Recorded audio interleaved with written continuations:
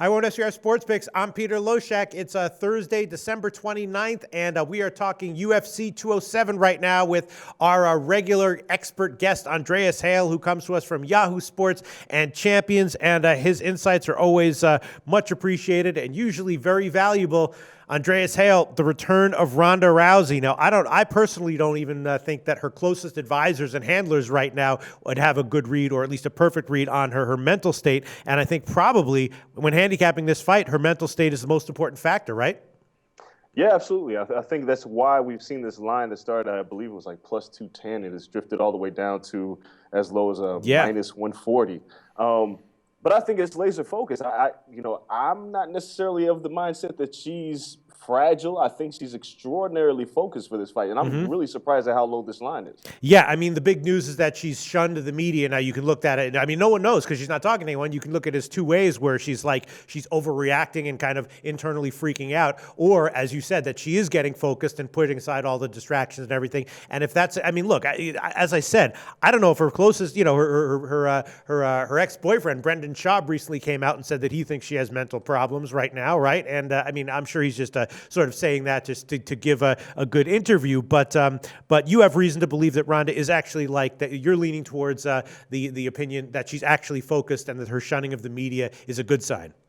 Look, if you ask any fighter like I have this week, would you prefer to not speak to the media? The correct answer is yes, I prefer to not speak to the media. So when Ronda Rousey requested to have a media blackout of sorts, it was granted to her. And, I wouldn't do it if I wasn't Ronda Rousey, but if to be on the level that she is, if she requests a little bit of peace when it comes to preparing for a fight, you give it to her.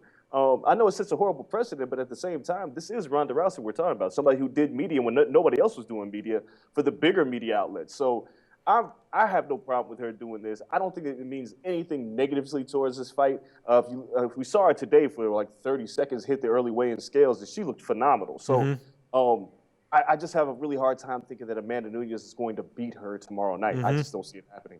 Yeah, I mean, if this fight had taken place, before the loss, this would have been one of those minus 1,200 lines, right? And so I guess my question is another, I think I'm going to ask you to speculate once again, unless, obviously, if she gets one of her patented, inside 30 seconds arm bars, then that's that. But if that doesn't happen, and she does get caught or hit in some way, do you expect her to be able to handle it, or do you think she's going to, sort of crumble and lose her focus and composure as she appeared to do in the Holly Holm fight? That's the toughest thing. I mean, the difference with this fight and the Holly Holm fight, Holly Holm's a boxer who controls distance extraordinarily well, and she's a counterpuncher as well. Amanda's somebody who kind of comes at you. Yes. She does hit hard, but she allows Ronda a lot of opportunities to put her hands on her. And I don't think Ronda is not fooled into thinking she's a striker anymore. She's going to get this thing down to the mat extraordinarily quick and try to finish this off as fast as possible. That's what I foresee happening. But in the case that she does get hit, we're going to learn a lot that we need to know in the first minute of this fight.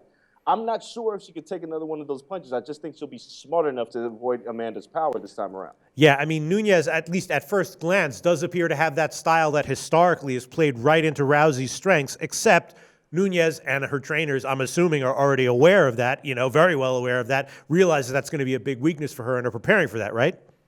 Absolutely. I think Amanda's team is going to work extremely hard to know that Ronda's going to try to hip toss her and get the armbar. We all know what's kind of coming from Ronda, but nobody's been really able to stop it when Ronda is dedicated towards that. Even against Holly Holm, you have to look at it.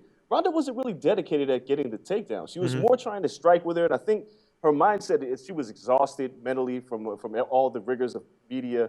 And I think she fooled herself into thinking she could box. I don't think she's doing that anymore. So whatever Amanda is going to do, I think as soon as Ronda gets her hands on her, she's going to take her down, and this fight won't be very long. It'll be as long as Amanda can wriggle away from any submission attempts that Ronda puts on her. But other than that, I just don't see this happening. I don't think this fight goes outside of a round. Right. I mean, Nunes in her career has been known as a fighter whose fights don't go that long anyway. So that goes to the total. Now, when this line was about minus 200 earlier in the week, I thought I was liking it. It was a little bit high, but I was liking it anyway. And now I'm seeing it's down even lower. It's down to minus 225.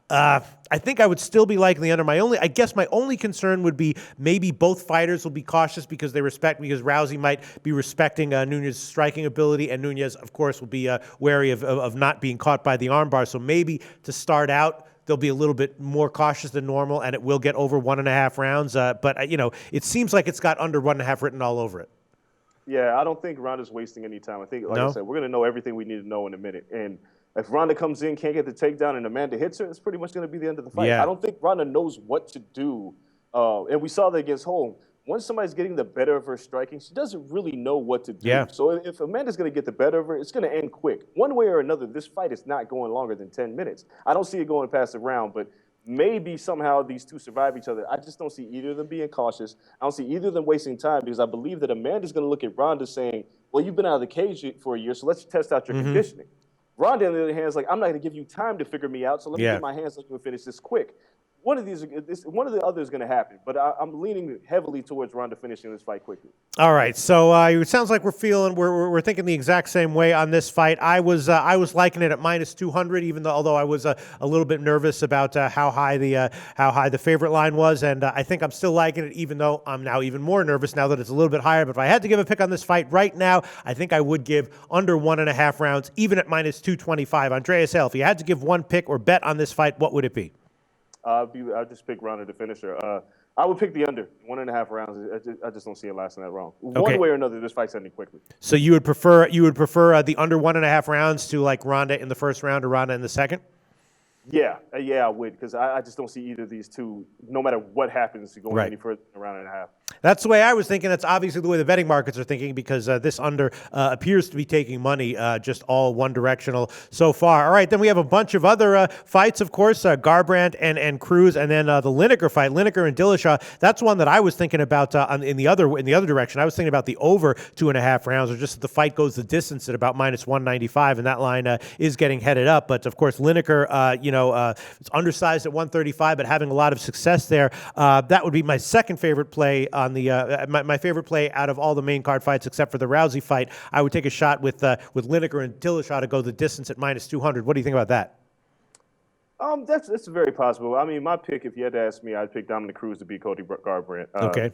The way I've looked at that fight the entire week and then some, including today where there was a minor dust-up at the early weigh-in, is that Cody Garbrandt has been – he's renting room to Dominic Cruz in his head right now. Right. Dominic Cruz owns a house in his head. And because of that, I feel like Garbrandt, he shouldn't be ranked as high as he is. Right, he hasn't even beat top 10 competition. And Dominic Cruz is one of the best pound-for-pound fighters in the world. I don't see any way that Cody Garbrandt wins this fight. So if you had to pick one, I'd pick that. But your pick, I'm not mad at that either. I don't think that John Lineker can take out TJ Dillashaw. Dillashaw has been remarkable at this weight class. And as strong as Lineker has been, he's a hard hitter. I think he's going to be a little bit cautious when he can't really figure out TJ Dillashaw's movement. So I definitely think this will go the over on the rounds. So you think that the over the over 2.5 or going the distance is a decent play in Lineker Dillashaw despite the big favorite line?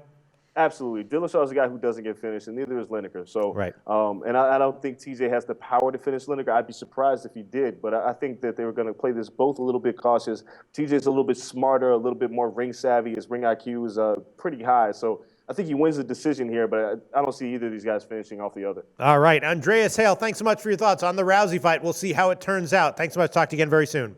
All right. Thank you.